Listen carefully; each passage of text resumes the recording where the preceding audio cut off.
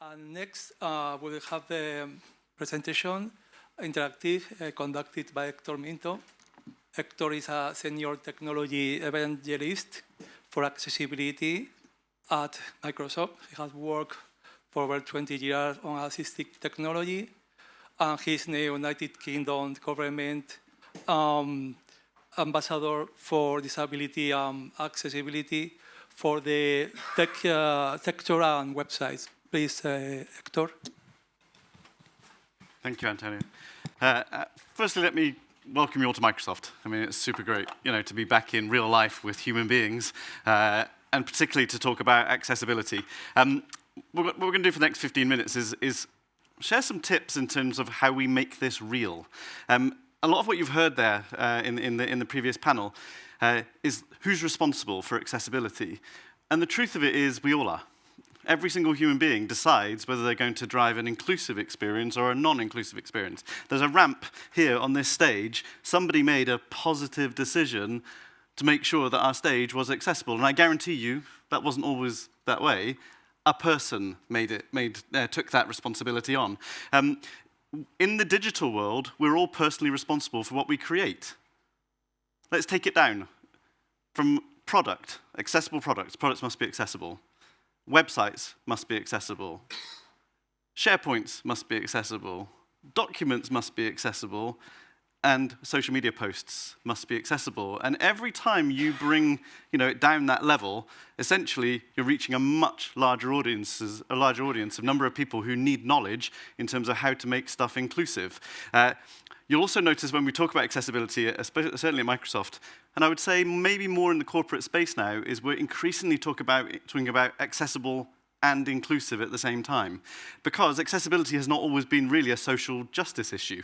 There are many, many things that get a lot of attention out there in the world that do not have the population that we're talking about affected, and yet they get mainstream attention because they're seen as a social justice issue. We have got to make accessibility in the digital world, the inclusion of people with disabilities in the experiences we all build, we've got to make that a social justice issue. How many events do you go to where there is no sign language, where there are no captions? Who makes that decision?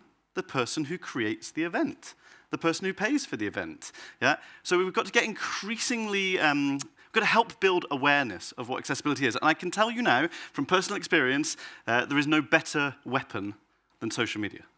Not in terms of raising the issue of accessibility, but in terms of helping people understand that personal responsibility. Microsoft, as far as we know, are the only major corporate in the world that makes sure every single employee is trained on accessibility. 200,000 people have mandated learning on accessibility, and they learn 3 things. What is disability? And so to specialist audiences, that might sound like a crazy starting point, right? But it's super important. Like, what do we mean when we say disability now? Okay? What tools do people with disabilities use? We're a tech company, so we can easily get people excited about that topic. And how do you create an accessible experience? And some of the things that we'll cover today are in that mandated learning for every single Microsoft employee. I know this matters because I started my own little campaign, guerrilla campaign, in 2019 called No Captions, No Vote. We're quite, good on social media in the UK, I would say. I would say we use it a lot. Politicians, I would say, in 2019 worked out there was this thing called social media for the general election, and they went absolutely all in on social media. Every single political party, every single candidate was making sure they were using social media to reach their electorate. And so we started a mini campaign called No Captions, No Vote, just with a group of enthusiasts. And we spotted inaccessible content on a daily basis, and we picked on captions. We were seeing politicians every day saying, give me your vote for me in the area, and they were on their mobile phones, putting video up onto social media, and of course, none of it was captioned. And so we started this campaign to say, hey, if you actually want to reach everybody, why don't you make it accessible? It's easy to add captions, but maybe you don't know how. And it was a very positive campaign. It got more negative in parts, okay? But it was all about highlighting this issue, that it was their responsibility. I'm going to pick one of these out just to read out. Candidates new to politics and digital canvassing need to know there are laws on digital accessibility for public sector information. Politicians are not actually covered by this public sector regulation, just so you know. but we didn't want to be too explicit about that, okay? If successful, you'll need to know this. Be inclusive, be more effective, no captions, no vote, non-party political, it's easy. Be a learn-it-all. Now, let me tell you, that's the thing I will tell you I've learned most. There are two types of human beings. The type of person who hears about it and says, well, it's so easy. I could easily make all my stuff accessible, and says, I'll do that from now on. And the other people that say, why are you telling me off? Yeah, okay, or why are you chastising me? And I'll tell you, across the political spectrum, this is exactly what we saw. There were people who went, please tell me more. I got personal messages from secretaries of state in the UK saying, what is this that you're doing? Can you tell me more? Can I connect you with my team? And I got other people that direct messaged me saying, why are you picking on me? Yeah? And I just think, well, there's your two type of people right there. Just so you know, we were very clear that we picked one of each color, as in, political color, blue, red, yellow, green. We included them all, SNP. I'm going to say for the Scots in the audience, I think, Sky, you saw earlier, brilliant. The Scottish National Party were amazing at it. Honestly, I could hardly get them. Even their candidates, honestly, people who weren't politicians, just their candidates had all been drilled. I literally was finding it difficult to find non-accessible content. Brilliant, right? I'm not an SNP. I don't live in Scotland, anymore. But the point is, it's the same for organizations, and it's the same for all of us. It's either a personal value that you will make your content inclusive or not. So, tips and tricks. And maybe we could all, to make this interactive, post a social media post today. Is anybody willing to say they don't make their social media accessible or don't know how? Great. And you are that learn-it-all that I'm talking about. Please tell me more. I don't know. Yeah, and that's totally fine. And across any organization, there's that fear of getting it wrong. The best people in any audience are the people who put their hand up at that question. Yeah, I didn't know. Please tell me. I'm sure I'm messing it up. Yeah, and so these are the 4 tips that we give everybody on accessible social media. Image descriptions. Most of the platforms, in fact, all the platforms now, have the ability for you to add an image description for someone who's blind. When you don't see that description, it's there in the background so that when somebody's using a screen reader, it reads out so that the image makes sense to somebody who's doing it. You just need to put that description behind it, and it's 15 seconds of extra work, and the blind community will love you forever. And I can tell you this because I meet people all the time, and they say, thank you for making your content accessible. Yeah, and thank you for everyone at Microsoft for doing that, okay? You will find it more and more difficult, hopefully, to find inaccessible content from Microsoft employees. We're not perfect, just so you know. One that people sometimes miss is language level. So make sure you're not using horrible acronyms that nobody else understands. Use understandable language. If you didn't know, you can use Microsoft Word to give you the reading age of your text. It's built into Office. It always has been. People don't know it's there. But you can analyze a document for reading age. Pretty useful. But typically, just make sure you're using simplified language or understandable language. Videos should be captioned. There are 2 types of captions. You can have text files that support the video and are there in the background and the tool uses them, or you can have burned-in captions, as in they're part of the video. They're burned into it. And there are loads of free tools that will let you talk to your phone camera and hard caption in your voice over the top of it. Social media content creators know this because 80% of video looked at on the web or on social media is not played with the audio on. 80%. Yeah? If you're not captioning, literally people are just moving past. Yeah? And so there's a win. If you're a social media content creator who wants hits, you will always caption your video, yeah? Because people are watching it with the sound off. The one that people miss, and I think it's a really cool one, especially for us techies, I'm going to look at Evan for at least 1 second. You're like, nerds in the house? Nerds, coders, devs? Susanna, you can't tell me you're not a nerd. Come on. All right. Okay. Camel case has been used by devs for years. If you're looking at long strings of code, yeah, and you want to be able to read it, it's impossible to read if you don't use capital letters at the start of every word. It's super difficult, and it's a discipline that devs have. Same for social media. You must make sure your hashtags are camel-cased, yeah? Because if you're blind and using that and reading that social media post, you'll hear it as camelcas if it's not camel-cased. You'll hear it as one word rather than camel case. It will read it properly if you put capital letters in. And guess what? It looks better. Yeah? It looks readable for everybody. Everybody understands it better. And so this simple 4-point message is so useful to land, not just because it helps people understand some of the technicalities of accessibility, but it gets this concept of personal responsibility over. Okay?